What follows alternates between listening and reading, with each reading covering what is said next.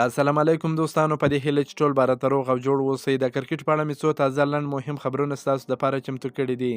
په دې هیله چې خوښ مو سي. راشد خان او وقار سلامخیل په سویلي افریقا کې داسې کار وکړ چې د ټولو افغانانو زړونه یې وګټل. د دوی پر مسلماني باندې حب پرین باید هر مسلمان لوبغاړی دغه کارنامه وکړي. د سویلي افریقا په شلاوري ځلي کې د راشد خان تر لوبډل مشرۍ لاندې د ام آی کیپټن لوبډله د پاري میچ د کمپنۍ لخوا سپانسر شوې ده. د کمپنۍ د شرط وهلو معامله کې ښکېله ده. د راشد خان او وقار سلامخیل پر لباسونو باندې د کمپنۍ نوم نشته، یعنی دوی لرې کړی دی. د سویلي افریقا نوی لیګ به سبا د افغان لوبغاړو په ګډون پیلیږي. د سویلي افریقا کرکټ بورډ تر چتر لاندې د اس ایشل لیګ لومړی پړاو به سبا د سې شنبې په ورځ په سویلي افریقا کې پیلیږي، چې په دې سیالیو کې به ټولې 33 لوبې ترسره سي. د سویلي افریقا کرکټ بورډ د خپل نوي کرکټ لیګ د پرانیستې مهالویشت اعلان وکړ چې سبا سې شنبه پیلیږي او د فبروري تر 18 نیټې پورې به دوام وکړي. په دې ټورنمنټ کې به ټول 33 لوبې ترسره سي چې هر لوبډله به دوی یعنی لکور او ایو سیستم له مخې ترسره کوي، چې افغان لوبډل مشر راشد خان او وقار سلامخیل هم په دغه لیګ کې لوبیږي. په دې لیګ کې به شپږ لوبډلې یعنی ام آی کیپ ټاون روبین سوپر جاینټس، جوهانسبرګ سوپر کینګز، پرل رویلز، پریټوریا کیپټلز او سنرایزر ایسټرن کیپ شامل دي، چې هر لوبډله به د بهرنیو لوبغاړو په ګډون 18 لوبې ولري. ځوان سویلي افریقایي کرکټر سټریسټن سټیبس د لیګ تر ټولو ګرانبیه لوبغاړی دی. هغه د سنرایزر لخوا په $520,000 اخیستل شوی دی او راشد خان به د ام آی کیپ ټاون لوبډل مشري وکړي.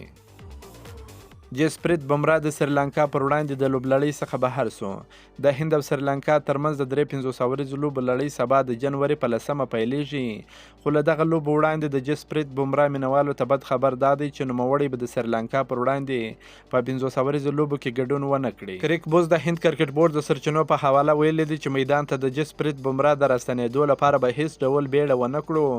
بمرا د سې شنبې په ورځ د سریلانکا پر وړاندې لومړۍ ورځنۍ لوبې لپاره نه دی ورغلی. د یادولو وړ ده چې 6 ورځې وړاندې د هند غوراوي کمیټې د سریلانکا پر وړاندې د 3 ورځنیو لوبو لپاره د هند کرکټ لوبډلې په مخ کې ټاکل شوې لوبډله کې جسپریت بمرا د شاملېدو پریکړه وکړه. نوموړی د شا د ټپ له امله تیر کال په استرالیا کې په شلاوريز نړیوال جام سیالیو کې هم نه و لوبېدلی.